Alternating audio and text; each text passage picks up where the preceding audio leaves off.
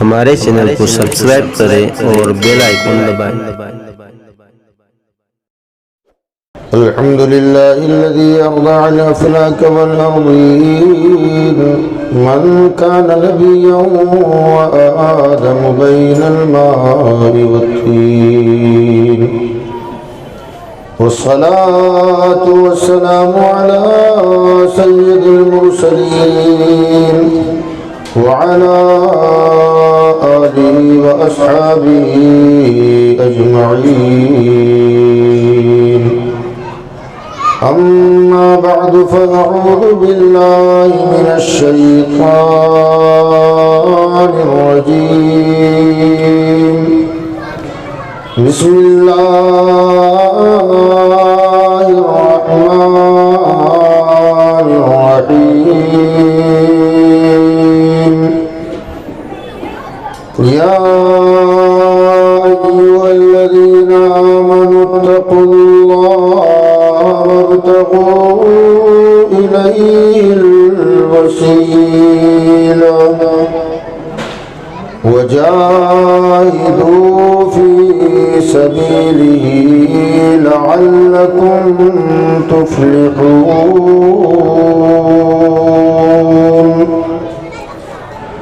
صدق الله مولانا العلي العظيم وبلغنا رسوله النبي الأمين المتين الكريم ونحن على ذلك لمن الشاهدين والشاكرين والحمد لله رب العالمين۔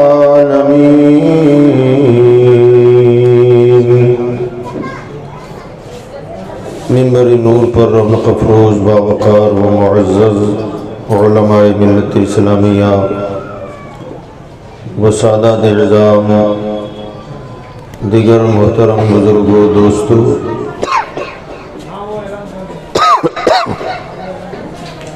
ہم عمر ساتھیوں، عزیز بچوں، پردہ نشین ماؤں، بہنوں، بچیوں، السلام علیکم ورحمۃ اللہ وبرکاتہ۔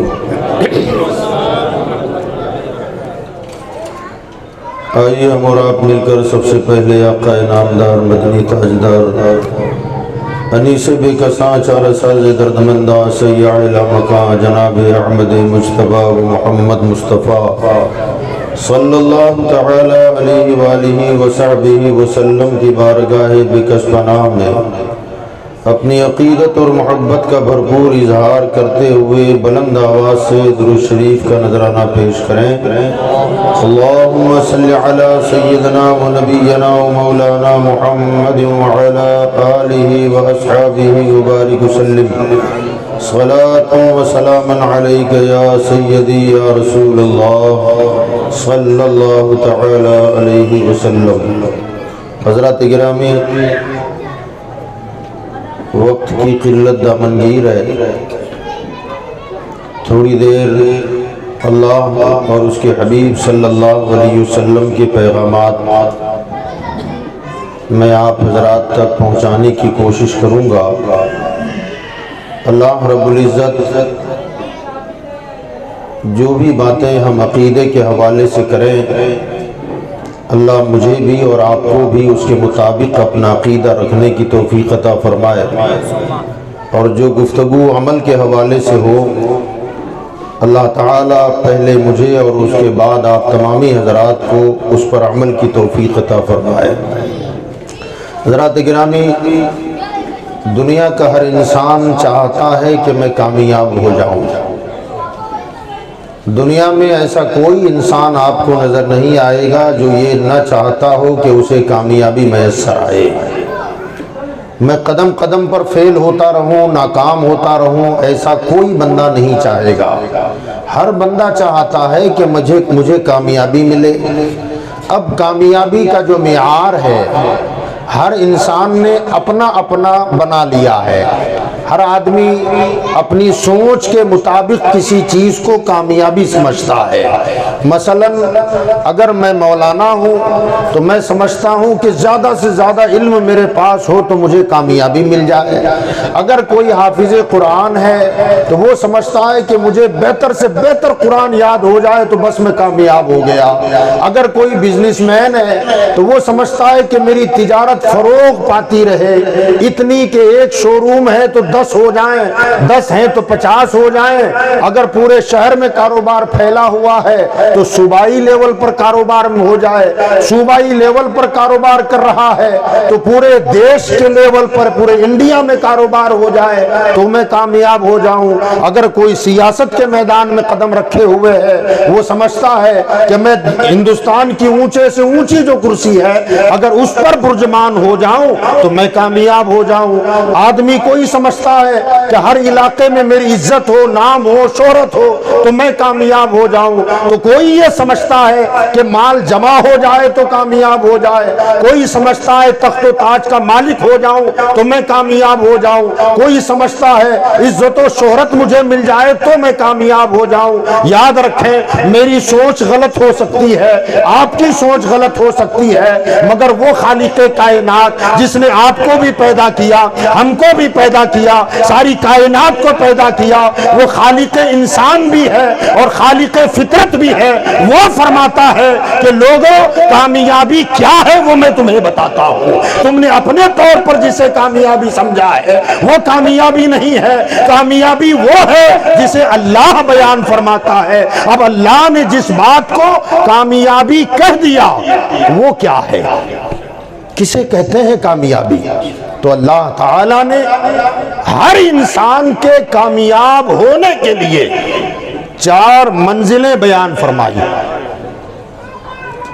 یہ 4 مقامات ہیں، 4 منزلیں۔ ان 4 منازل کو جو بندہ حاصل کر لے اور آگے گزرتا رہے تو اللہ فرماتا ہے میں خدا ہو کر اعلان کرتا ہوں کہ تو کامیاب ہو گیا۔ کامیابی کی سب سے پہلی منزل کیا ہے؟ فرمایا ایمان۔ ایمان کامیابی کی پہلی منزل، اونچی بولیں، سب مل کے بولیں، ایمان۔ اب ایمان کیا ہے؟ ایمان یہ لفظ بہت بھاری بھرکم لفظ ہے، بہت وزندار لفظ ہے، مگر اس کے غلط استعمال سے ہم نے اس لفظ کو مردہ کر دیا ہے۔ یہ لفظ ہم نے مار دیا۔ آپ کہیں گے لفظ ایمان کیسے مرتا ہے؟ تو یاد رکھیں کوئی بھی لفظ اگر اس کا استعمال غلط ہونے لگے تو وہ لفظ مر جاتا ہے۔ یہ ایمان جو لفظ ہے یہ بڑا بھاری بھرکم لفظ ہے، مگر ہم نے اس کو ایسا استعمال کیا کہ اس لفظ کی جان ہی نکال دی، مردہ کر دیا اس کو۔ وہ کیسے؟ 10-20 ہزار روپیہ کسی پر ہمارا نکلتا تھا، ہم بھول گئے جس پر ہمارا 10-20 ہزار نکلتا تھا وہ مشرک تھا، وہ غیر مسلم تھا، ہمیں تو یاد نہ رہا، مگر 2-5 سال کے بعد اس نے بلا کر ہمیں 10-20 ہزار دے دیا، کہا بھیا یہ آپ کا نکلتا ہے۔ اب ہم کیا کہتے ہیں؟ کچھ بھی ہو یار آدمی ایماندار ہے، بولتے ہو کہ نہیں بولتے؟ مسلمان نہیں ہے مگر آدمی، غور کیا آپ نے؟ کہاں ایمان، کہاں شرک، کہاں ایمان، کہاں کفر؟ ایک گستاخ رسول جس کا ایمان سے کوئی لینا دینا نہیں، اگر اس نے چند بھلائی کے کام کر دیا، اگر ہمیں 2-5 لاکھ کا فائدہ کرا دیا تو ہم کہتے ہیں یار جماعت کوئی بھی ہو آدمی ایماندار ہے۔ ارے یار گستاخ رسول اور ایمان ہو سکتا ہے ایسا؟ کہاں ایمان، کہاں نفاق، کہاں ایمان، کہاں شرک، کہاں ایمان، کہاں کفر، کہاں سنیت اور کہاں وہابیت؟ کوئی جوڑ نہیں ہے یار اس میں۔ مگر ہم نے یہ بھی ایماندار، وہ بھی ایماندار، وہ بھی ایماندار، یہ کہتے کہتے کہتے ہم نے لفظ ایمان کو مردہ کر دیا ہے۔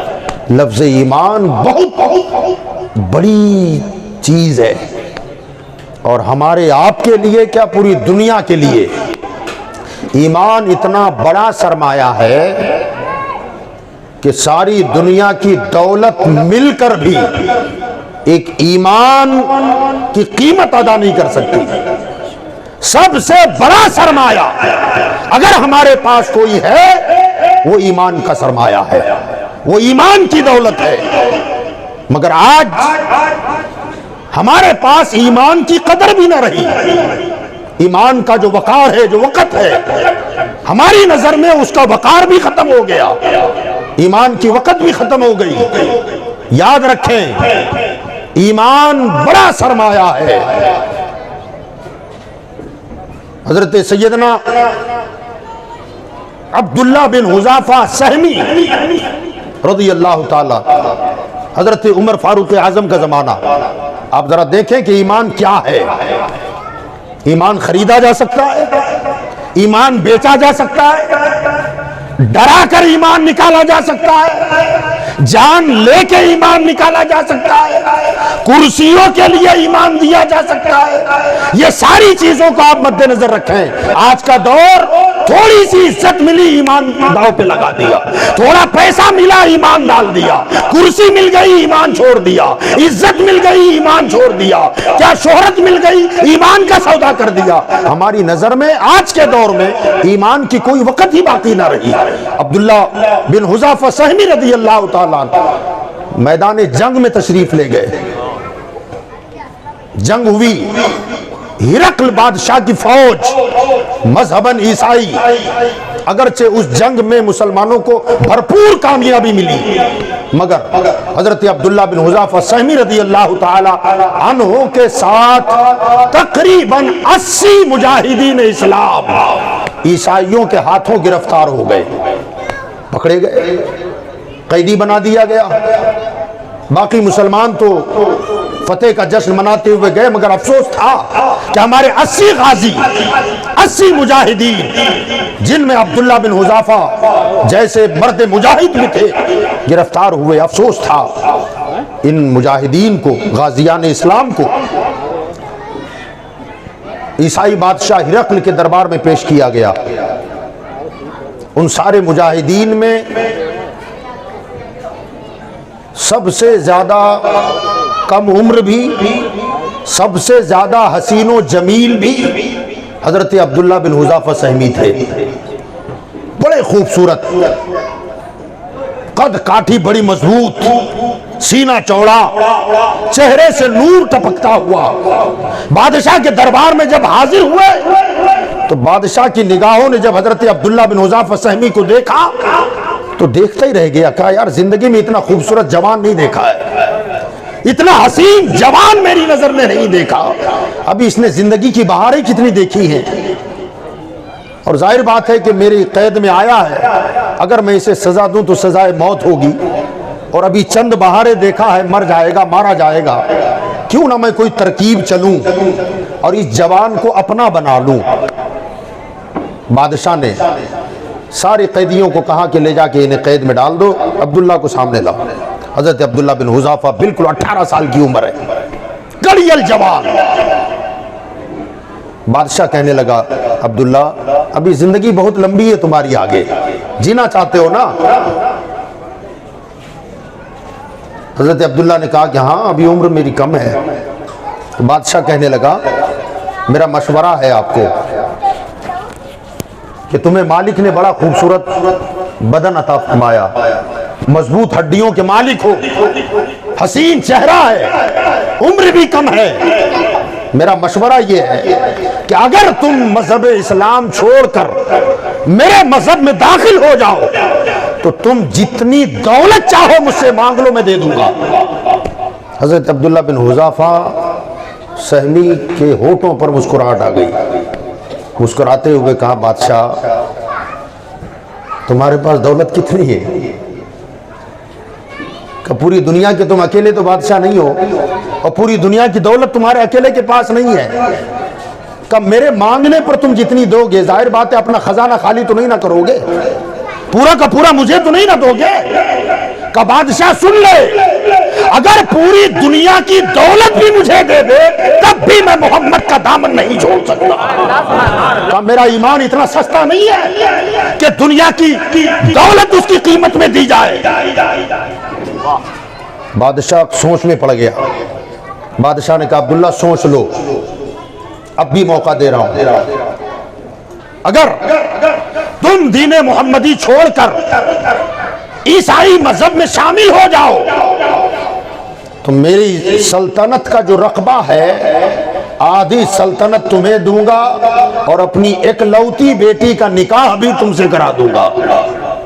حضرت عبداللہ بن حذافہ پھر مسکرائے اور فرمایا پہلی بات تو یہ کہ تیری حکومت کیا اور تیری حکومت کا رقبہ کیا، کہ اگر مجھے زمین و آسمان کی بادشاہت بھی مل جائے تب بھی دامن مصطفیٰ نہیں چھوڑوں گا، اور تو اپنی بیٹی کے حسن و جمال پر شاید ناز کرتا ہو مگر مجھے دنیا کا کوئی حسن اپنی طرف لبھا نہیں پائے گا، کا وجہ یہ ہے کہ جس کی نگاہوں پہ نور محمدی کا پہرا ہو، جس کی نگاہوں نے جلوہ مصطفیٰ دیکھا ہو، جس کی نگاہوں نے چہرے مصطفیٰ دیکھا ہو، اس کی نگاہوں میں بھلا کون کیا جچے گا؟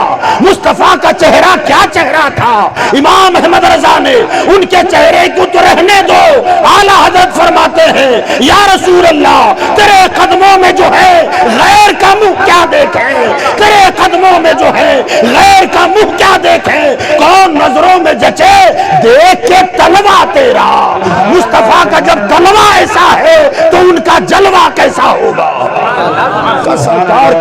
سرکار کا تلوہ ایسا کہ جو ان کے تلوے کو ایک مرتبہ دیکھے تو پھر کسی کے چہرے کو دیکھنا وہ کبھی گوارا نہیں کرتا۔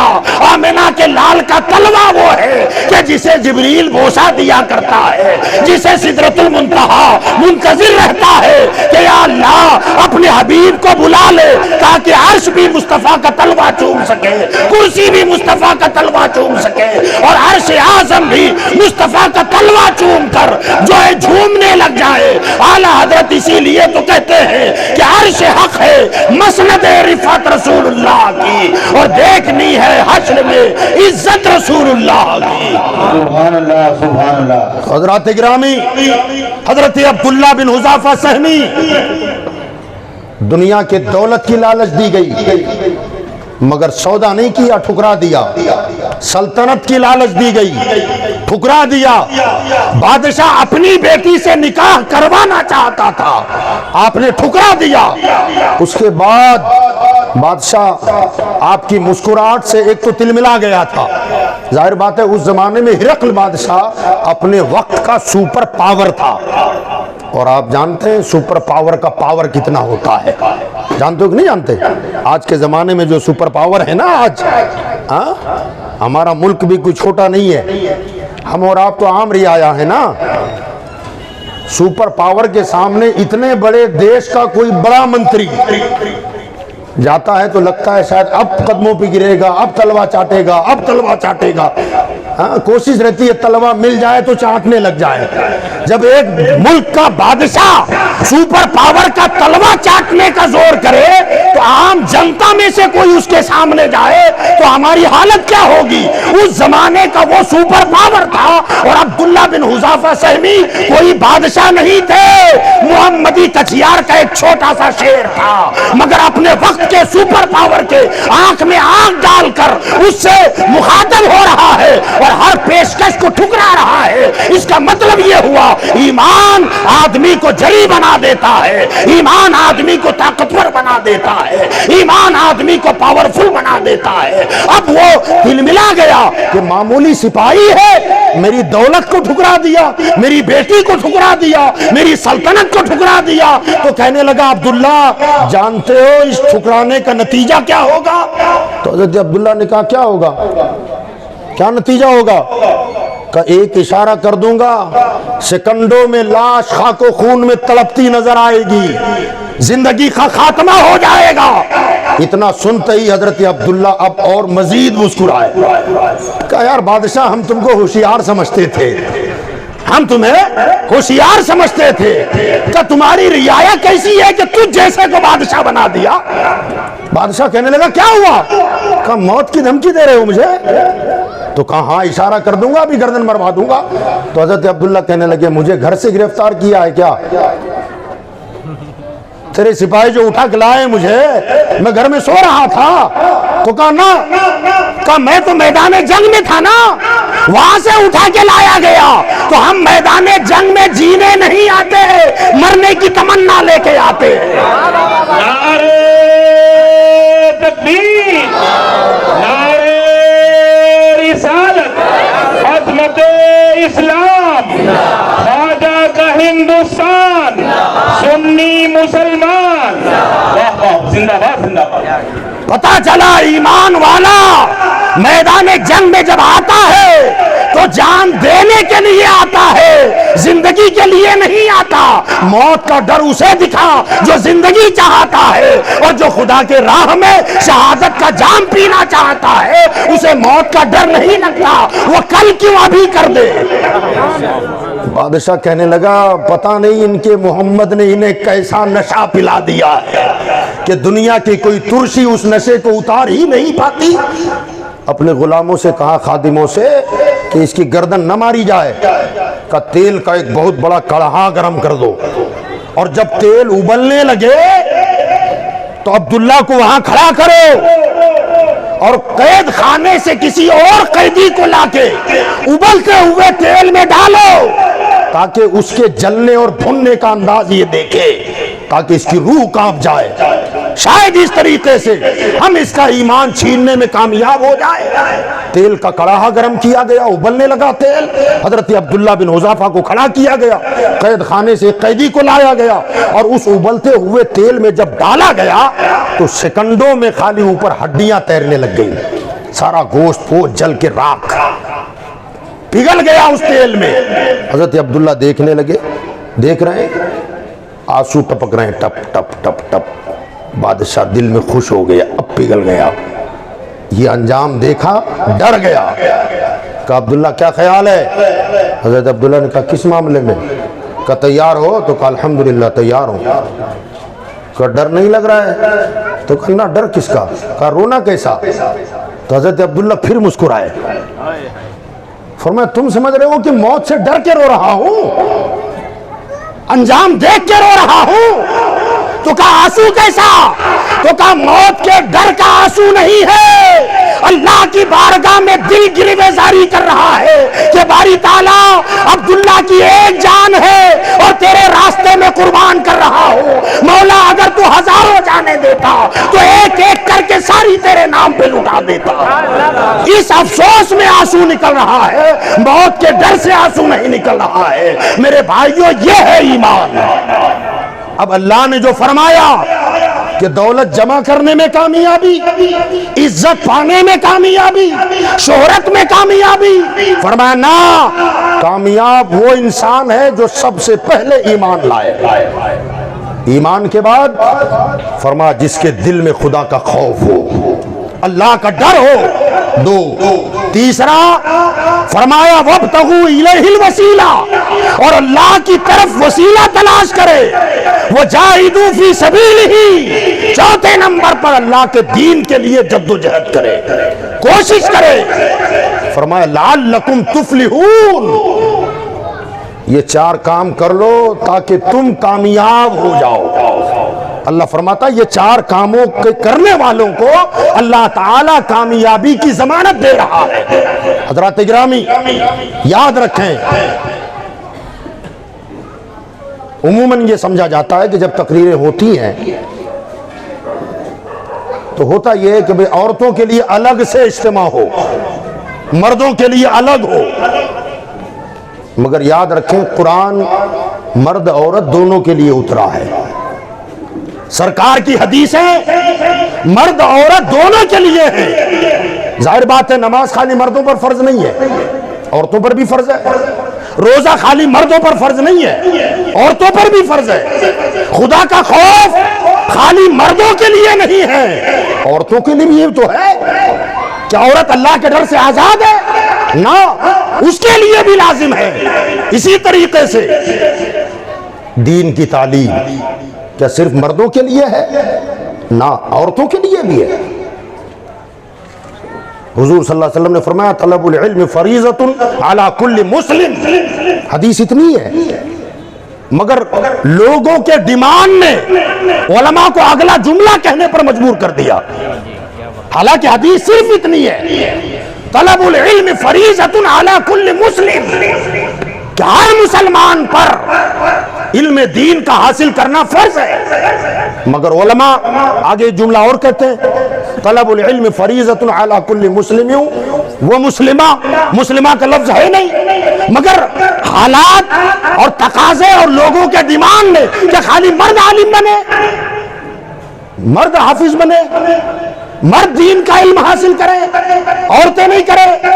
حالانکہ مسلم جب کہہ دیا گیا تو لفظ مسلم میں مرد بھی ہیں اور عورتیں بھی ہیں. اور یاد رکھیں مذہب اسلام میں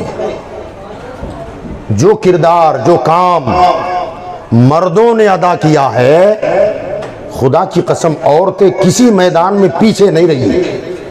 ہر میدان میں عورتیں بھی نظر آتی ہیں. جہاں سیدنا ابو بکر صدیق جیسی عظیم الشان شخصیت صحابہ کی جماعت میں نظر آتی ہے، وہیں عائشہ صدیقہ کا کردار بھی نظر آتا ہے.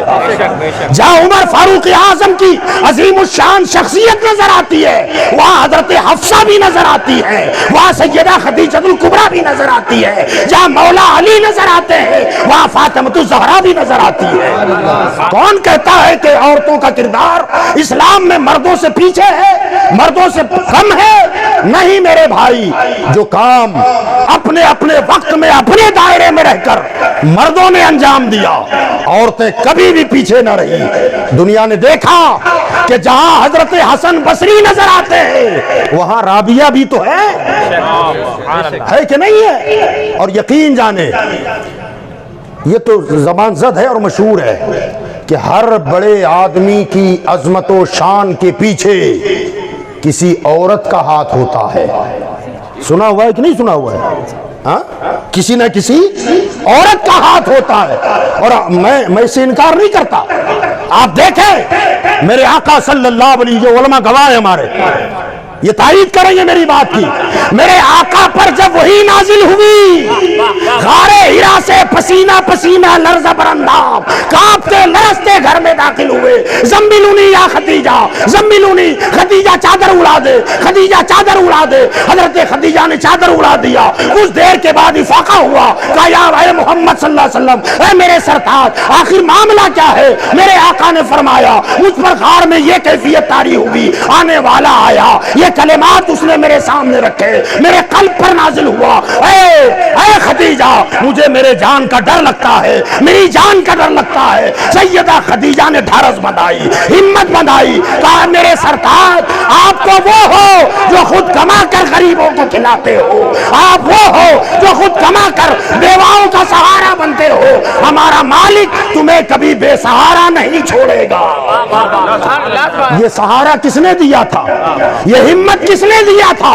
یہ تسلی کے جملے کس نے کہے تھے؟ ساری دنیا کے تاجدار کو جس نے تسلی بخش جملے ادا کیے وہ ہماری ماں سیدہ خدیجہ الکبریٰ ہے. عورت ہے نا، ایک عورت ہے سیدہ خدیجہ الکبریٰ. جب دعوت دین دے کر اللہ کا پیغام لوگوں میں پہنچاتے تو لوگ، ابھی ہم آئے تو آپ نے پھول ہار سے استقبال کیا، نعرے لگوائے، ہمارے لیے پہلے سے انتظام کر کے رکھا. میرے سرکار جب دین کا پیغام لے کے جاتے تھے کوئی پھولوں کا گجرا لے کے کھڑا رہتا تھا؟ پھولوں کے ہار لے کے کھڑا رہتا تھا؟ نہیں. سرکار جب دعوت کے لیے نکلتے تو آج ہمارے لیے پھول ہے، مصطفیٰ کے لیے پتھر ہوتے تھے. ہاتھوں میں مٹی ہوتی، غلاظت ہوتی، گندگی ہوتی. سرکار پھر بھی دعوت دیتے اور پلٹ کر واپس آتے تو ماں خدیجہ لوٹے میں پانی لے کے کھڑی رہتی، سر دھلواتی. مٹی صاف کرتی مگر ہمت نہیں ہارتی کہ کیا کر رہے ہیں. یہ سیدہ خدیجہ تو ہے. سرکار نے جب نکاح کیا تھا، یاد رکھیں سیدہ خدیجۃ الکبریٰ پورے مکہ کی امیر ترین خاتون ہے، اور اطراف و اکناف جہاں جہاں منڈیاں لگتی تھی، اتنی بڑی تاجرہ کہ جب تک خدیجۃ الکبریٰ کا مال منڈی میں پہنچتا نہیں تھا منڈی شباب پر نہیں آتی تھی. منڈی ٹھنڈی ٹھنڈی لگتی. لوگ پوچھتے تھے کہ منڈی پر شباب کیوں نہیں آیا، تو کہتے تھے خدیجہ کا مال نہیں آیا. اور جب خدیجہ کا مال اتر جاتا تو منڈی میں شباب آ جاتا. اتنی دولت مند. مگر جب سرکار سے نکاح کیا تو پوری کے پوری دولت مصطفیٰ کے قدموں پہ ڈال دیا. کہا یا رسول اللہ یہ مال ہے، جہاں سمجھ میں آئے خرچ کریں، جہاں سمجھ میں آئے خرچ کریں. حضور صلی اللہ علیہ وسلم نے ارشاد فرمایا، کیا فرماتے ہیں، لوگوں جن جن لوگوں نے میرے ساتھ بھلائی کیا، اچھا سلوک کیا، میں نے سب کا بدلہ چکا دیا. دو شخصیتوں کا نام لیا ہے. فرمایا بس یہ دو لوگ ہیں جن کے سلوک کا بدلہ میں محمد نہ چکا سکا، ان کا بدلہ تو قیامت میں اللہ ہی چکا دے گا. وہ دو شخصیتیں کون؟ حضرت ابو بکر صدیق اور سیدہ خدیجۃ الکبریٰ. سیدہ خدیجہ مکہ کی امیر ترین خاتون، مگر جب سیدہ خدیجہ کا انتقال ہوا تو مورخین نے یہاں تک لکھا ہے، شارحین حدیث نے لکھا ہے کہ کھجور کی گٹھلی نہیں، کھجور کی گٹھلی میں جو کالا کہیں کہیں داغ لگتا ہے تل کے برابر، جیسے ہمارے گال پہ تل ہوتا ہے، تل کے برابر، نقطے کے برابر کھجور کی گٹھلی میں جو کالا نشان ہوتا ہے. جب سیدہ خدیجہ کا انتقال ہوا ان کی ملکیت میں کھجور کی گٹھلی پر جو داغ ہوتا ہے اتنا بھی مال نہیں تھا. وہ مال گیا کہاں؟ آقا فرماتے ہیں پورا مال اللہ کے دین کے لیے خرچ ہوا ہے، اسلام کی ترویج و اشاعت کے لیے خرچ ہوا. یہ کردار کس نے ادا کیا؟ عورت نے. مردوں سے کبھی پیچھے عورت نہیں رہی اسلام میں، یاد رکھیں. بہرحال میں بتا یہ رہا تھا کہ جو بھی خطاب ہو، جو بیان ہو، چند مخصوص مسائل کے علاوہ جو اللہ رسول کے احکامات ہیں مرد عورتوں دونوں کے لیے شامل ہیں، برابر ہیں. یاد رکھیے اللہ تعالیٰ نے فرمایا سب سے کامیاب ہونے کے لیے سب سے پہلی شرط ہے کہ ایمان ہو، چاہے مرد ہو یا عورت ہو. ایمان کے بعد اتقوا اللہ، اللہ کا خوف، اللہ کا ڈر. اور یاد رکھیں تصوف کی دنیا میں لوگ آج کل بہت زیادہ نکل آئے ایسے کہ طریقت اور ہے، شریعت اور ہے، حقیقت اور معرفت اور. ہم تو طریقت والے لوگ ہیں نا، یہ علماء تو شریعت والے لوگ ہیں. یاد رکھیں حضرت سیدنا امام غزالی رحمۃ اللہ علیہ، ان سے بڑھ کر طریقت والا کون ہو سکتا ہے یار؟ سیدنا امام غزالی جو شریعت و طریقت کے بہرے ناپیدا کنار ہیں، شریعت و طریقت و معرفت و حقیقت کے ایسے بہرے ذخار کہ آج کوئی طریقت والا ہو، حقیقت والا ہو یا شریعت والا ہو، خدا کی قسم ان کی گرد راہ کو نہیں پا سکتا. وہ امام غزالی ہیں. سیدنا امام غزالی رحمت اللہ علیہ کیا فرماتے ہیں؟ خوف خدا تصوف کی دنیا میں اللہ کا ڈر سب سے آخری منزل ہے. تصوف میں بھی آخری منزل خدا کا خوف ہے. مختصر آپ سن لیں. آپ فرماتے ہیں الناس کلہم موتا الا العلماء، دنیا کے سارے لوگ مردہ ہیں، مرے ہوئے ہیں، اگرچہ کھاتے پیتے چلتے پھرتے ہیں مگر تصوف کی نظر میں زندہ نہیں ہے، طریقت کی نظر میں زندہ نہیں ہے. فرمایا سب مردہ ہے، زندہ کون؟ فرمایا جس کے سینے میں قرآن اور حدیث کا علم ہے بس وہ انسان زندہ ہے. الناس کلہم موتا الا العلماء. آگے کیا فرماتے؟ العلماء کلہم نیام الا العاملین. فرمایا علماء زندہ تو ہیں، علم والے زندہ ہیں مگر سو رہے ہیں، نیند میں ہیں. کا بیدار تو صرف وہی علم والے ہیں جو اپنے علم پر عمل بھی کریں. علم ہے پہاڑ جیسا اور عمل ہے 0/سناٹا، کوئی فائدہ نہیں ہوگا.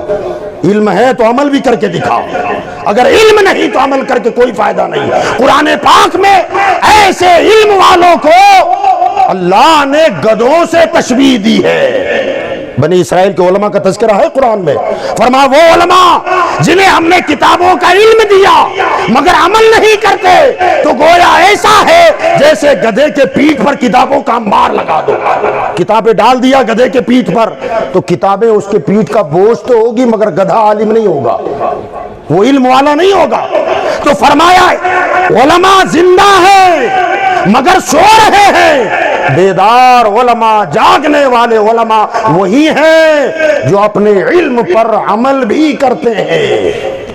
آگے فرمایا والعاملون علی خسران الا المخلصین.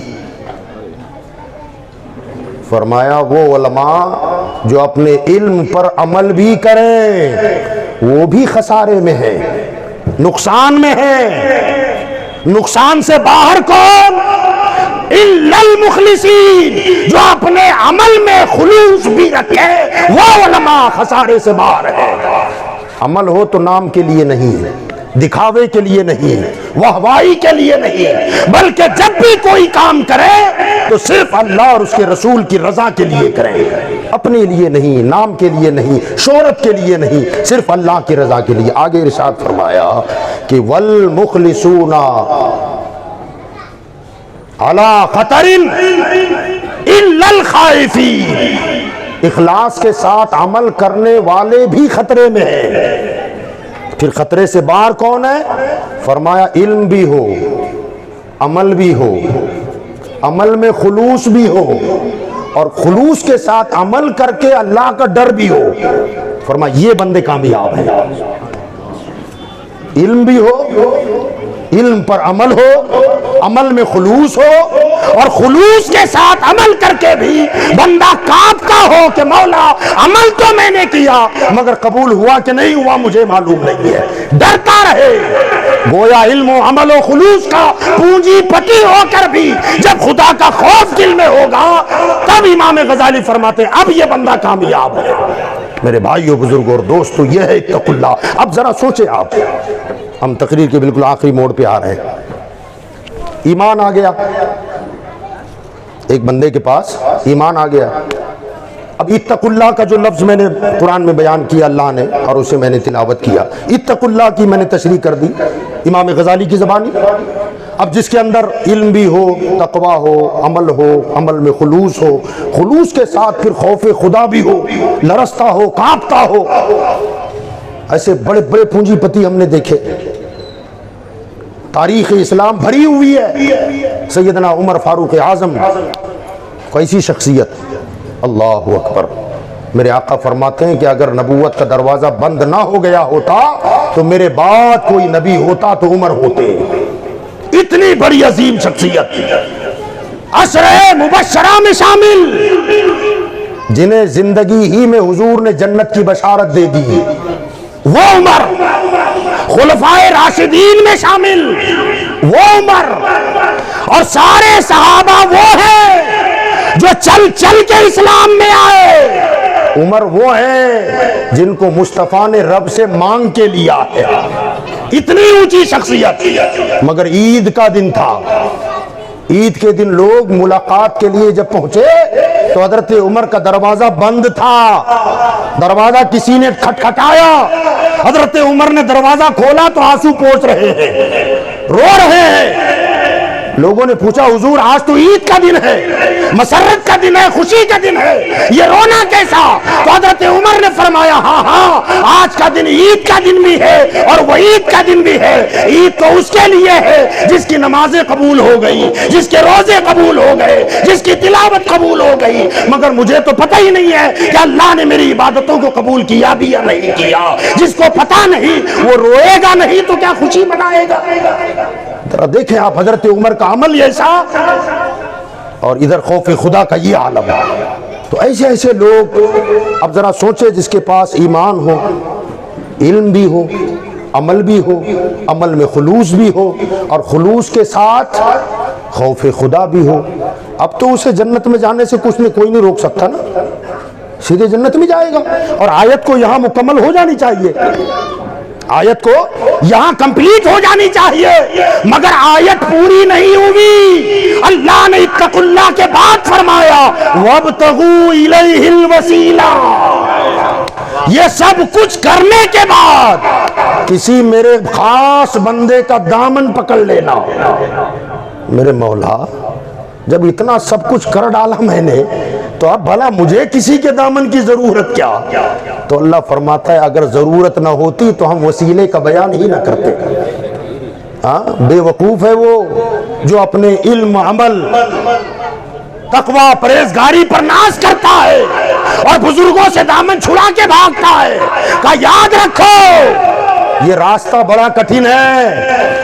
ये रास्ता चलते चलते जब लूट मार करने वाला आएगा, लअक़उदन्ना लहुम सिरातकल मुस्तकीम, उसी ने तो कहा है कि मौला तू मुझे तेरे इज्जत की कसम, मैं भी सिराते मुस्तकीम पर बैठ के लूट मार करूंगा। आखिर वो लूट मार कैसे करेगा? फरमाया अकेला रास्ता चलेगा, नमाजों के अंबार होंगे, रोजों की दौलत होगी, तिलावत की दौलत होगी, ईमान का सरमाया होगा और शैतान इसी रास्ते पर बैठकर ऐसी राजनी करेगा कि ना ईमान रहेगा ना अमल रहेगा। इसलिए कहता हूं वब्तगू इलैहिल वसीला, गौस का दामन पकड़ ले, आसानी से गुजर जाएगा।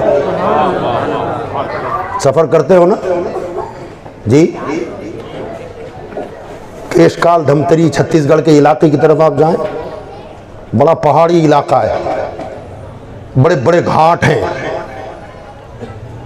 वहां पर होता यह है कि उन घाटों पर जब गाड़ियां चढ़ती हैं तो 20-25 की स्पीड होती है, स्लो गाड़ियां चलती हैं और लुटेरे धड़ाधड़ जंगलों से कूदते हैं, गाड़ियों का माल भी लूटते हैं, पैसा भी लूटते हैं, गर्दनें भी मारते हैं, गोलियां मारते हैं। वहां गवर्नमेंट ने क्या किया है, इधर भी चौकी लगा दी, उधर भी चौकी लगा दी। जब गाड़ियां आती हैं तो रोकते हैं कि रुको, 5-10 गाड़ियां जब हो जाएगी तो फिर आगे बंदूक वाला, मशीन गन वाला गवर्नमेंट की गाड़ी में होता है और फिर बाकायदा तौर पर सायरन शुरू होता है और कहता है तुम हमारे पीछे पीछे चलो। अब अगर कोई 30 मार खा आए और कहे कि हमें तुम्हारे प्रोटेक्शन की जरूरत नहीं है, हम जाएंगे, वो कहता है लिख के दे, लुट गया तो मैं जिम्मेदार नहीं। जाहिर बात है अकेला जब जाने की कोशिश करेगा तो बचेगा कि मारा जाएगा? लूट भी जाएगा, मारा भी जाएगा। लेकिन जब ये गाड़ी गवर्नमेंट की होगी, स्टार लगे होंगे, मशीन गन लगा होगा, सायरन बज रहा होगा, अगर वो रोड पे आ भी रहे होंगे तो इनके स्टार देखकर कि ये गवर्नमेंट की तरफ से मुकर्रर करता है, इस काफिले पर हमला नहीं किया जा सकता, वो जंगलों में रूपोश हो जाते हैं और ये काफिला आसानी के साथ, खैर व आफियत के साथ मंजिल पर पहुंच जाता है। मेरे दोस्तों, ये सिराते मुस्तकीम पर चलना है, ये दुनिया को पार करके हमें कब्र जाना है और कब्र से हमें हश्र में जाना है। अल्लाह जानता है कि मेरे बंदों के पास इबादतों का सरमाया होगा, ईमान की दौलत होगी। अब ऐसे मामले में ये शैतान जैसा लुटेरा होगा। ऐ मेरे बंदो, तुम्हें लुट जाने का अंदेशा है, डरो मत, मैं अब्दुल कादिर जीलानी को दे रहा हूँ, विलायत का हथियार दे रहा हूँ, कुतुबियत का हथियार है, इनके पीछे पीछे चलना। अब यहाँ یہاں اسٹار والا نہیں ہے، غوثیت کے ترے والا ہے۔ غوثیت کا ترہ غوث اعظم کے سر پہ ہے۔ یہاں تو اسٹار والوں کو دیکھ کر یہ ڈاکو بھاگتا ہے، اور شیطان جب ہمارے ایمان و عقیدے پر حملہ کرنے آتا ہے تو پھر غوث اعظم کی غوثیت کا ترہ آگے آگے ہوتا ہے، اور قادری پیچھے پیچھے جا رہے ہیں۔ حضرت معین الدین آگے آگے ہوں گے، اور سارے چشتی پیچھے پیچھے ہوں گے۔ امام احمد رضا آگے آگے ہوں گے، اور سارے رضوی پیچھے پیچھے ہوں گے۔ مخدوم اشرف آگے آگے ہوں گے، اور سارے اشرفی پیچھے پیچھے ہوں گے۔ ہمارا قافلہ آسانی کے ساتھ منزل مقصود تک پہنچ جائے گا۔ نعرے تکبیر، نعرے رسالت، دامن غوث و خواجہ و رضا، مسلک اعلی حضرت۔ واہ واہ۔ اس لیے فرمایا وابتغوا الیہ الوسیلہ، ایمان لاؤ، تقوی پرہیزگاری کی زندگی اختیار کرو، اور پھر میرے ولیوں کا دامن تھام لو۔ مولا بس؟ فرمایا نہیں، اب وجاہدوا فی سبیلہ، اب تمہاری ذمہ داری ہے کہ میرے راستے میں جدوجہد کرو، کوشش کرو، جہاد کرو۔ جہاد سے مراد ہم ابھی یہاں وہ نہیں لے رہے ہیں جو جہاد، اصل ڈیفینیشن جہاد کا لوگوں نے غلط مفہوم نکال دیا ہے اس کا۔ جہاد کا معاذ اللہ رب العالمین، 100,000 بار معاذ اللہ، جہاد کو آتنکواد سے جوڑ دیا ہے۔ کہاں جہاد جیسی معظم و مکرم عبادت، اور کہاں آتنکوادی جیسا گناہ، آتنکت کرنے کا گناہ، یہ گناہ عظیم ہے اور وہ ثواب عظیم ہے۔ جہاد کسی بے گناہ کو قتل کرنے کا نام تھوڑی ہے یار، عورتوں اور بچوں کو مارنے کا نام جہاد ہے؟ نہ، جہاد اصل کیا ہے؟ ہم راستہ چل رہے ہیں، کسی نے بڑی چٹان راستے میں ڈال دی، آنے جانے والوں کو تکلیف ہو رہی ہے، تو ہم نے کوشش کر کے اس چٹان کو کنارے لگا دیا، تو میں نے جہاد کیا، میں نے جدوجہد کر کے راستہ صاف کیا، یہ جہاد ہے۔ یعنی اسلام کے راستے میں اگر کوئی رکاوٹ ہو، کوئی پریشانی ہو، اس پریشانی کو دور کرنے کا نام جہاد ہے، بس۔ اب وہ رکاوٹ کسی بھی شکل میں آئے، جس شکل میں آئے اسے دور کر دو، اس کا نام جہاد ہے، اور جس نے یہ کام کیا اسے مجاہد کہا جاتا ہے۔ آتنکوادی کا نام مجاہد نہیں ہے، آتنکت کرنے کا نام جہاد نہیں ہے، بے گناہوں کو قتل کرنے کا نام جہاد نہیں ہے۔ یاد رکھو یہ ظلم ہے، اور قرآن نے تو کہہ دیا من قتل نفسا فقتل الناس جميعا، جس نے کسی بے گناہ ایک جان کو قتل کیا اس نے پوری انسانیت کو قتل کر دیا ہے، قرآن یہ کہتا ہے۔ وَمَنْ أَحْيَا فَكَأَنَّمَا أَحْيَا النَّاسَ جَمِيعًا، اور جس نے کسی ایک جان کو بچا لیا، اللہ فرماتا اس نے پوری انسانیت کو بچا لیا ہے، یہ قرآن کا فیصلہ ہے۔ تو بہرحال اسلام کے راستے میں جدوجہد کرنا، کوشش کرنا، جہاں جس چیز کی ضرورت ہے اس ضرورت کو پورا کرنا، یہ ہے اسلامی جہاد۔ جہاں جس کی ضرورت ہے، سرکار مدینہ آئے، گنجان جھوپڑوں سے بھری ہوئی بستی، سرکار کو ایک زمین پسند آ گئی، کا نماز فرض ہو گئی ہے، یہ زمین کا ٹکڑا مجھے پسند آ گیا، کا کس کی ملکیت ہے، کون ہے اس کا مالک؟ صحابہ نے کہا رسول اللہ 2 یتیم بچے ہیں، ان کی ملکیت ہے، باپ کا انتقال ہو گیا۔ سرکار نے فرمایا بلا ان کو، وہ دونوں بچے آ گئے، کہا بیٹا یہ زمین ہمیں پسند آ گئی ہے۔ بچے بڑے خوش نصیب تھے، خوش اخلاق تھے، بچوں نے کہا یا رسول اللہ اگر آپ کو پسند آ گئی ہے تو ہم ایسے ہی مسجد کو دے دیتے۔ سرکار نے فرمایا ابھی تم نابالغ ہو، اور نابالغ کو وقف کرنے کا بھی حق نہیں ہوتا، ہبہ کرنے کا حق نہیں ہوتا۔ صحابہ سے پوچھا اس زمین کے ٹکڑے کی قیمت کیا؟ لوگوں نے کہا حضور 500 درہم تقریباً اس کی قیمت ہوگی۔ سرکار نے فرمایا کون ہے اللہ کے لیے جو اس زمین کو خریدنے میں مدد کرے؟ حضرت ابو بکر صدیق کھڑے ہوئے کہ یا رسول اللہ پورا مال میں اکیلا دیتا ہوں۔ یہ ہے جہاد، یہ اللہ کے راستے میں جدوجہد۔ وہاں مسجد کی ضرورت تھی، پوری زمین کا ٹکڑا اکیلے حضرت ابو بکر صدیق نے ادا کر دیا۔ سیدنا ایک جنگ کے موقع پر دولت نہیں، پیسہ نہیں، ہتھیار نہیں، اسلحہ نہیں، سرکار بار بار اعلان کر رہے ہیں، لوگوں کو ابھار رہے ہیں، ہے کوئی اللہ رسول کے نام پر دینے والا؟ حضرت عثمان غنی 3 مرتبہ کھڑے ہوئے، مشہور بات ہے کہ یا رسول اللہ 100 اونٹ ماں ساز و سامان کے دے رہا ہوں۔ سرکار نے پھر فرمایا بیٹھ جاؤ، پھر کھڑے ہوئے، پھر لوگوں کو ابھارا، کون ہے جو اللہ رسول کے نام پر مجاہدین کی مدد کرے؟ حضرت عثمان پھر کھڑے ہوئے، کہا یا رسول اللہ 100 اونٹ ماں ساز و سامان کے اللہ کے لیے دے رہا ہوں۔ تیسری مرتبہ پھر سرکار نے ابھارا، تیسری مرتبہ پھر حضرت عثمان کھڑے ہو گئے، کہا یا رسول اللہ 100 اونٹ۔ سرکار جو عالم صلی اللہ علیہ وسلم نے فرمایا کہ آج عثمان نے جنت کو خرید لیا ہے۔ کیا پتا چلا؟ جہاں جہاں جس وقت دین کو، اسلام کو جس چیز کی ضرورت ہو اس چیز کے لیے کوشش کرنا اور اس ضرورت کو پورا کر دینا جہاد ہے، اور جہاد فی سبیل اللہ ہے۔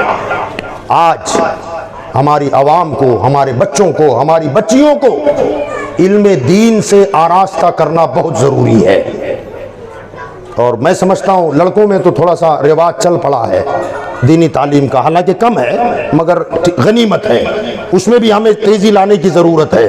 لڑکیوں کے معاملے میں ہمیں بہت سنجیدگی کے ساتھ غور و فکر کرنے کی ضرورت ہے کہ آئے دن کہیں نہ کہیں کوئی نہ کوئی خبر سامنے آتی ہے، فلاں لڑکی نے ایسا کیا، دیکھ رہے ہیں آپ سوشل میڈیا پہ، جی خبریں آ رہی ہیں، سارا چھوڑ دیا، چلی گئی، اس کے ساتھ چلی گئی، اس کے ساتھ بھاگ گئی، ادھر چلی گئی، ادھر چلی گئی۔ میں کہتا ہوں یار ایسا ہو کیوں رہا ہے؟ اس کا مطلب ہے کہ ہم نے اس بچی کو ایمان اور اسلام کی اہمیت سمجھایا نہیں۔ اگر ہم نے اسے اسلام کیا ہے بتایا ہوتا تو آج وہی زبان بولتی جو حضرت عبداللہ بن حذافہ بولے ہیں، وہی کہتی کہ سب کچھ اگر لٹتا ہے تو لٹ جائے، مگر مصطفیٰ کا دین میرے کلیجے سے کوئی نہیں نکال سکتا۔ میرے بھائیوں، ہمیں بھی اپنے عقیدے کو مضبوط کرنے کی ضرورت ہے، اور اپنے بچیوں اور بچوں کے لیے بھی اس راہ کو ہموار کرنے کی ضرورت ہے۔ ہمارے لڑکوں کو مدرسوں میں دین کی اتنا پختہ تعلیم دی جائے کہ وہ جان تو دے سکے مگر ایمان کا سودا نہ کر سکے، اور اپنی بچیوں کے لیے اپنے مدرسوں میں ایسی تعلیم کی ضرورت ہے کہ ہماری قوم کی بیٹیاں اپنی جان تو قربان کر سکے مگر مصطفیٰ کے دین کا سودا نہ کر سکے۔ اسی ضرورت کو مد نظر رکھتے ہوئے آپ کے علاقے کے کچھ غیور نوجوانوں نے، غیور مسلمانوں نے مدرسہ الآخرت للبنات لڑکیوں کے لیے قائم کیا ہے، حالانکہ بہت کمزور ہے۔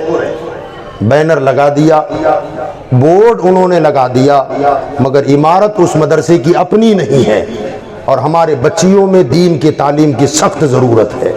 یاد رکھیں، ایک تاریخی حوالہ دے کر اپنی بات کو میں مکمل کر لوں۔ آپ کو یاد ہوگا ایک زمانہ ایسا بھی آیا تھا مسلمانوں پر کہ لگتا تھا کہ اب اسلام مٹ جائے گا، اب مسلمان کبھی سر نہ ابھار سکے گا۔ یہ تھا ہلاکو اور چنگیز کا زمانہ۔ تاتاری قوم ایسی بجلیاں بن کر مسلمانوں پر گری کہ مسلمانوں کا صفایا ہو گیا، بلکہ مسلمانوں کو قتل کر کے اس کا سر کاٹ کر لانے پر ہلاکو کی طرف سے 150 اشرفیوں کا انعام تھا۔ مسلمان ڈھونڈے سے ملتا نہیں تھا، غاروں میں، پہاڑوں میں، جنگلوں میں جہاں چھپ چھپ کے بیٹھے تھے، سپاہی جنگلی کتوں کی طرح ڈھونڈتے، اور جہاں مسلمان ملا کہ 50 سونے کے سکے ملیں گے، سر کاٹ کے لا کے دے دیا۔ کہ 50 سکے مل گئے سونے کے، مسلمانوں کے سروں کا مینار بنا دیا گیا تھا۔ اس ظالم قوم نے مسلم مردوں کو تو قتل کروایا مگر عورتوں کو زندہ رکھا۔ اب ظاہر بات ہے جس قوم کے مرد ختم ہو جائیں، خالی عورتیں زندہ رہیں، اس قوم کی عزت کیا رہے گی؟ ان عورتوں کو لونڈیاں بنایا گیا، کنیزیں بنائی گئی، مگر دنیا کی تاریخ کی یہ سچائی ہے یار، تعجب ہوتا ہے۔ قتل عام ہوا مسلمانوں کا، لگتا تھا کہ اب مسلمان ابھر ہی نہیں پائے گا، مسلمان اب کبھی سر نہیں اٹھائے گا، مگر علماء جانتے ہیں، تاریخ اسلام گواہ ہے، چند سالوں کے بعد، چند سال گزرے، چند سالوں کے بعد پوری تاتاری قوم اسلام میں داخل ہو گئی۔ ہوئی کہ نہیں ہوئی؟ اقبال نے اس طرف اشارہ کیا ہے کہ ہے آیا فتنہ تاتار کے افسانے سے، ہے آیا فتنہ تاتار کے افسانے سے، پاسباں مل گئے کعبے کو صنم خانے سے، جو کعبہ گرانے آئے تھے مجاور بن گئے، جو کعبے کی عید سے عید بجانا چاہتے تھے وہ حرم میں جھاڑو دینے آ گئے۔ اب سوال یہ پیدا ہوتا ہے کہ جب مسلمانوں کا خاتمہ ہو گیا، یہ ان کو اسلام کس نے سکھایا؟ مسلمانوں، بہت اہم بات عرض کر رہا ہوں، مسلمان سب مٹ گئے، خاتمہ ہو گیا، آخر یہ پوری تاتاری قوم جو پوری مسلمان اور اسلام کی دشمن تھی، وہ کلمہ پڑھ کے مسلمان بنی کیسے؟ تو مجھے کہنے دو، وہ ہماری مائیں اور ہماری بہنیں جن کو لونڈیاں بنا کے رکھا تھا، جنہیں کنیزیں بنا کے رکھا تھا، وہ اتنی پختہ مسلمان تھی کہ گھر میں رہتے رہتے ایسا تبلیغ کا کام کیا کہ گھر کی عورتوں کو مسلمان بنا دیا، بچوں کو مسلمان بنایا، حتیٰ کہ گھر کے مردوں نے ان کے کہنے پر اسلام کو قبول کر لیا ہے۔ دوبارہ جو اسلام زندہ ہوا، اس میں قربانیاں عورتوں کی ہیں، مگر یہ کب ہوگا جب عورت کے پاس ہی علم نہیں، ہماری بیٹیوں کے پاس ہی دین کی معلومات نہیں، تو وہ دوسرے کو کیا دعوت دے گی، کیا پیغام پہنچائے گی؟ آج ہمیں اپنی عورتوں کے ایمان کی فکر پڑی ہے، اپنی بچیوں کو اپنے ایمان کے بارے میں کچھ پڑی نہیں ہے، اسے کوئی فکر نہیں ہے، اسے کوئی پرواہ نہیں ہے، تو بھلا وہ دوسرے کے ایمان کی کیا فکر کرے؟ اور یاد رکھیں، ایک واقعہ بغداد ہی کا سن لیں آپ، بغداد کے ایک بہت بڑے عالم ہیں، ان کا بیان ہے کہ میں ایک مسجد میں امامت کرتا تھا، تو ایک کنیز لونڈی تھی، نقاب ڈال کر پردہ کر کے میرے پاس، وہ عالم دین کے پاس آگے مسلسل مسائل پوچھتی، تو عالم بھی بڑے خوش ہو جاتے کہ یار بہت اچھے مسائل پوچھتی ہے یہ خاتون۔ اتفاق سے کچھ دن گزرے تو وہ عالم دین مسجد کے امام صاحب بازار سے گزر رہے تھے، تو آپ نے دیکھا کہ ایک آدمی اس عورت کو پکڑ کے کھڑا ہوا ہے پاس میں لے کر کے بازار میں، انہوں نے دیکھا یار شاید یہ وہی عورت ہے جو میرے پاس مسائل پوچھنے آتی ہے، چونکہ جب آتی تھی تو پردہ کر کے آتی تھی، یہاں کوئی پردہ نہیں تھا اس کا۔ تو حضرت قریب گئے اور جا کر کہا کہ خاتون شاید کبھی کبھار آپ میرے پاس کچھ مسائل پوچھنے آتی ہو؟ تو کہا ہاں حضرت میں ہی ہوں وہ جو آپ کے پاس آتی ہوں۔ تو کہا یہاں کیوں کھڑی ہے؟ تو کہا میں اصل میں کنیز ہوں، لونڈی، اور میرا زر خرید جو مالک ہے وہی ہے، اس نے مجھے کبھی خریدا تھا۔ اس حضرت نے اس کے مالک سے پوچھا کہ بھائی کیا چاہتے ہو؟ تو کہا میں بیچنا چاہتا ہوں۔ تو کہا یار اس لونڈی میں کمی کیا ہے؟ جوان ہے، ہڈی کٹی ہے، خوبصورت ہے، اسے بیچنا کیوں چاہتے ہو؟ تو کہا بھائی سارا کچھ بہتر ہے اس کے پاس، اصل بات یہ ہے کہ میں مذہباً مجوسی ہوں، آپ کی پرستش کرتا ہوں۔ یہ خاتون بھی میرے مذہب کی تھی، جب تک میرے مذہب پر رہی کام دھندا سارا کچھ گھر میں برابر کرتی تھی، مگر ایک دن پتہ نہیں اسے کیا ہوا، کس کی صحبت میں آ گئی اور ہمارا مذہب چھوڑ کر اس نے اسلام قبول کر لیا، مسلمان ہو گئی۔ وہ کہا میں اس مسلمان عورت کو گھر میں رکھ کے کروں کیا؟ کہ میں اسے بیچنا چاہتا ہوں، اسے کافی سمجھایا مگر سمجھتی نہیں۔ تو وہ عالم دین کہنے لگے کہ یار اس کو کوئی اور خرید لے گا کہ اس کے ایمان میں بات نہ ہو جائے، کہیں اس کا ایمان نہ چلا جائے۔ میں نے سوچا کہ میں ذرا ریٹ پوچھوں کہ کتنے میں بیچنا چاہتا ہے، اگر انتظام ہو جائے تو میں خود ہی خرید ڈالوں اور خرید کے آزاد کر دوں، کم سے کم ایمان تو بچے گا۔ آپ کہتے ہیں کہ میں نے پوچھا بھیا اس عورت کی قیمت کیا ہے؟ تو اس نے قیمت بتائی مجھے۔ میں نے جب تھوڑا سا ذہن ادھر ادھر گھمایا تو مجھے لگا کہ اتنا سرمایہ میرے پاس ہے، تو میں خریدنا چاہتا تھا۔ اتنے میں اس لونڈی کے مالک کا چچا زاد بھائی دوڑتا ہوا ہے اور آتے کہنے لگا کہ میں اسے بیچنا نہیں ہے، کہا سودا کینسل۔ تو میں ذرا مایوس ہو گیا، تو اس کا بھائی کہنے لگا کہ اس کو رکھ کے کیا کرے گا، یہ اب ہمارے مذہب پر نہیں رہی، یہ اس نے تو اسلام قبول کر لیا، مسلمان ہو گئی ہے۔ تو وہ کہنے لگا کہ ہاں میں یہی چاہتا ہوں، اسے بیچ کر اس کا ایمان اور پکا ہو جائے گا۔ میں چاہتا ہوں کہ اسے اپنے پاس رکھو اور اس کا اسلام اس سے چھینو، واپس اپنے مذہب میں لاؤ۔ تو کہا میں کوشش کر چکا۔ تو اس نے کہا ذرا میں بھی کوشش کر لوں۔ اسے لے کر جانے لگا تو عالم دین کہتے ہیں میری آنکھ میں آنسو آ گیا، یار ایک اللہ کی بندی کا ایمان چلا جائے گا۔ وہ لڑکی پلٹ کے کہتی ہے کہ وہ اللہ کے دین کے عالم، گھبراؤ مت، میرا ایمان اتنا کمزور نہیں ہے، ڈرو مت، میرا ایمان اتنا کمزور نہیں ہے، تو کچھ نہیں ہوگا، گزر جائے۔ کہتے میں تو چلا گیا مگر مسلسل اسی فکر میں تھا کہ اس بچی کے ایمان کا کیا ہوگا، اس لڑکی کے عقیدے کا کیا ہوگا۔ فرماتے ہیں چند مہینے گزرے، چند مہینوں کے بعد میں نے کیا دیکھا کہ جو ایمان چھیننے کا دعویٰ کر کے لڑکی کو لے گیا تھا وہ میری مسجد کی پہلی صف میں نماز میں کھڑا ہے، میری اقتدا میں پہلی صف میں کھڑا ہے، میری سلام پھیرنے کے بعد نظر پڑی۔ میں نے کہا یار یہ وہی بندہ ہے جو لڑکی کا ایمان چھیننے لے گیا تھا مگر یہ نماز پڑھ کے چلا گیا۔ کہتے ایسا 2-5 مرتبہ ہوا تو ایک دن میں نے اپنے کسی مقتدی سے کہا تمہیں یاد ہے کہ مسجد کے فلاں صف میں فلاں جگہ پر ایک بندہ نیا آ رہا ہے؟ تو کہا ہاں جانتا ہوں میں شکل سے۔ تو کہا اب جب آئے نا تو اس سے کہنا امام صاحب سے مل کے جائیں۔ اب جب دوسری نماز میں وہ آیا تو مقتدی نے کہا کہ بھیا آپ کو امام صاحب یاد کر رہے تھے، نماز کے بعد ملاقات کر کے آپ جائیں۔ تو کہا ٹھیک ہے، نماز ہو گئی، وہ بندہ باہر کھڑا رہا، امام صاحب تشریف لائے۔ امام صاحب آنے کے بعد امام صاحب نے کہا بھائی اگر میری پہچاننے میں غلطی نہ ہو رہی ہو تو آج سے چند مہینہ پہلے کسی ایک مسلمان عورت کو تم اپنے گھر لے گئے تھے تاکہ اسے اسلام سے ہٹا کر اپنے دین میں داخل کریں، آپ وہی ہو نا؟ تو کہا ہاں مولانا میں وہی ہوں۔ تو کہا یہ اچانک انقلاب کیسے آ گیا؟ تو کہا حضرت یہ بڑی لمبی کہانی ہے، جانے کہ میں اکیلا نہیں، میرا پورا گھر مسلمان ہو گیا ہے، میرا پورا گھر اسلام میں داخل ہوا۔ حضرت نے فرمایا مجھے بتاؤ کیا ایمان کیا ہے؟ میں گھر تو لے کے گیا مگر کسی کے دین اور مذہب کو لے کر کے کسی پر زبردستی تو نہیں نہ کی جا سکتی، کسی کو مار ٹھوک کے کسی مذہب میں داخل نہیں کیا جا سکتا۔ میں نے اسے بہلانے پھسلانے لالا سارا کچھ کر لیا مگر وہ خاتون ہے کہ ایمان سے بال کے برابر بھی ہٹنے کے لیے تیار نہیں تھی۔ ایک دن میں نے اپنے دوست سے مشورہ کیا یار مجھے اس لڑکی کا ایمان چھیننا ہے مگر کوئی ہیلا بہانہ کام نہیں آ رہا ہے، کروں کیا؟ تو میرے دوست نے کہا ذرا سختی کر، ڈنڈا اٹھا۔ خیر زبردستی کسی پر ڈنڈا اٹھانا اچھی بات نہیں ہے، مقدمہ ہو جائے گا، کورٹ میں گھسیٹا جائے گا۔ تو کہا یار کوئی ایسا بہانہ بنا، کوئی ہیلا کر کہ تجھے مارنے کا جواز مل جائے۔ اور وہ کیسا؟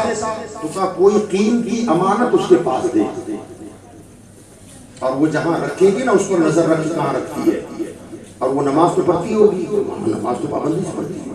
کہ جب وہ نماز پڑھنے کھڑی ہو جائے تو جہاں اس نے تیری امانت رکھی ہے نا اسے چپکے سے اٹھا لے اور پھر کچھ وقفے کے بعد اس سے اپنی امانت مانگ، وہ دے نہ پائے تو تجھے زیادتی کرنے کا موقع مل جائے گا۔ اس بہانے سے اس کا خوب زیادتی کری اور اس بہانے سے وہ اتنا مال تو لوٹا نہیں پائے گی، تو اسے کہنا کہ یہ ظلم اسی وقت بند ہوگا جب اسلام چھوڑ کر میرے مذہب میں آ جائے۔ تو کہا یہ طریقہ اچھا ہے۔ اس نے 500 سونے کے سکے، 500 اس کی تھیلی لا کر کے اس خاتون کو دیا، کہا اسے سنبھال کے رکھنا، جب کبھی ضرورت پڑے گی تو ہم اس سے مانگ لیں گے۔ اس نے کہا ٹھیک ہے، لیا اور لے کر کے گھر میں جا کر کے اس نے کہیں محفوظ جگہ پر رکھ دیا۔ اب یہ انتظار کر رہا ہے، اس نے دیکھ لیا کہاں رکھا ہوا ہے، انتظار کر رہا ہے۔ ایک دن گزرا، دوسرے دن وہ نماز کا وقت ہوا، اس نے وضو بنایا اور نماز کے لیے کھڑی ہو گئی۔ یہ چپکے سے نہیں گیا اور وہ تھیلی اٹھا کر لا کے اپنی امانتیں جہاں رکھا تھا، اپنا مال جہاں رکھا تھا وہاں لا کے رکھ دیا۔ پھر 2 دن گزرے، اس کے بعد کہتا ہے کہ میں نے تمہیں اصل میں تھیلی دی تھی، ضرورت ہے اس کو ذرا لے کے آؤ۔ وہ خاتون ہوتی اور جا کر جہاں رکھا تھا وہیں ہاتھ ڈال کے نکالا تو تھیلی ہاتھ میں لا کے دیا۔ اس نے دیکھا تو تھیلی پہچان لیا، بدلی نہیں ہے، جلدی سے کھولا تو 500 سونے کے سکے اٹھا اور اپنی تھیلی نکالی، اس میں بھی 500 سکے، وہ تھیلی بھی موجود، یہ تھیلی بھی موجود۔ کیا خاتون یہ کیا ہے؟ وہ عورت کہنے لگی یہ میرے رب کا کرم ہے، میں اس پر ایمان لائی ہوں، یہ خدا کا کرشمہ ہے۔ وہ مرد کہنے لگا اے خاتون آج میں جان گیا ہوں کہ تو سچی ہے، تیرا دین سچا ہے، تیرا محمد سچا، تیرا بیٹا سچا ہے، مجھے کلمہ پڑھا دیا۔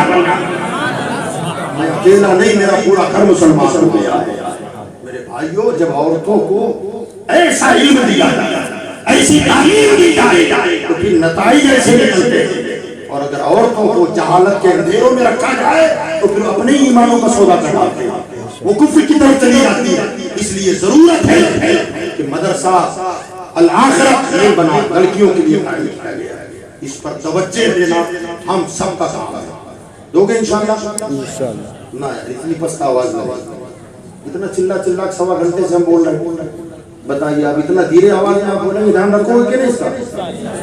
سب مل کے بولو، کون کون رکھے گا؟ ماشاءاللہ سب رکھیں گے۔ اللہ آپ کو سب کو جزائے خیر عطا فرمائے۔ کھڑے ہو جائے، صلاۃ و سلام علیہ۔